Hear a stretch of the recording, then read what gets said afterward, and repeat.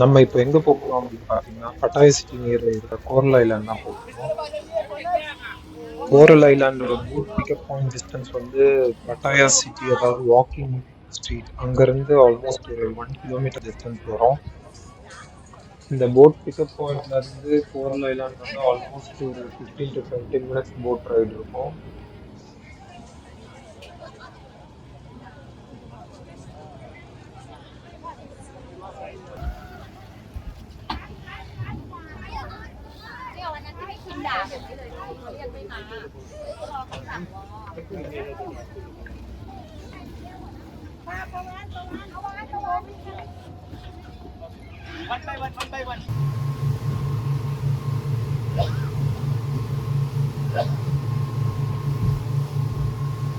கோரல் island போகிற வழியில between வந்து ஒரு ஸ்டாப் பாயிண்ட் இருக்கு. அது வந்து கேம்ஸ் அது மாதிரி ஆக்டிவிட்டீஸ்க்காக நிறுத்துறாங்க.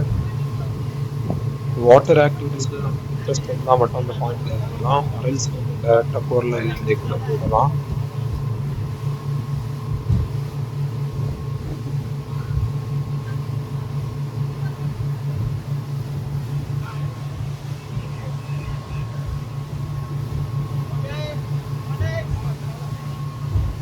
ஃபைவ் மினிட்ஸ்ல நம்ம அந்த கேமிங் ஸ்பாட் ரீச் ஆயிட்டோம். இங்க வந்து ஒரு கேமுக்கும் பார்த்தீங்கன்னா 500 பாட் to 1000 பாட் சார்ஜ் பண்ணாங்க. 4 to 5 ஆக்டிவிட்டீஸ் கிட்ட இருந்தது.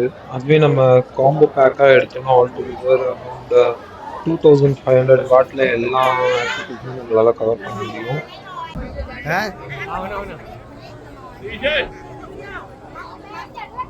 എടുത്തില്ലേ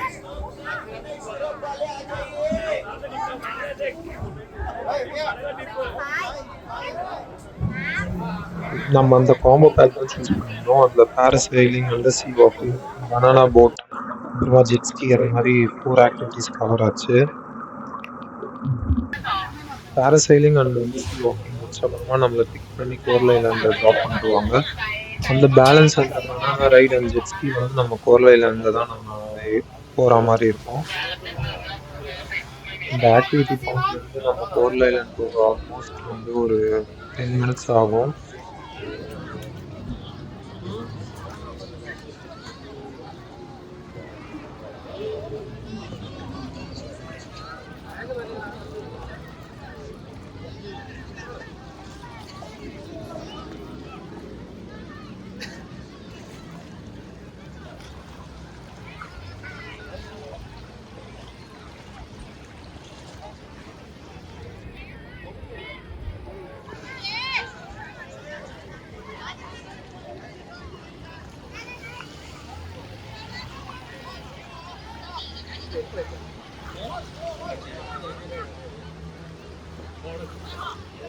கோரல் ஐலாண்ட் போய் இறங்கின உடனே நம்ம ஃபர்ஸ்ட் அந்த பேலன்ஸ் அந்த ஜெட் ஸ்கி ரைடும் பனானா ரைடும் முடிச்சிட்டோம்.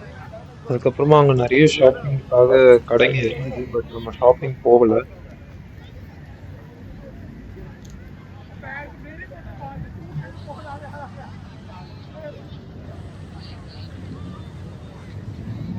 அங்கே நிறைய ஃப்ரெஷ்ஷான சீ ஃபுட்ஸ் கிடச்சிது. அதெல்லாம் டேஸ்ட் பண்ணிட்டு நம்ம ஆல்மோஸ்ட் ஒரு 45 மினிட்ஸ் டைம் ஸ்பெண்ட் பண்ணிட்டு கோரல் ஐலாண்ட்லேருந்து கிளம்பிட்டோம்.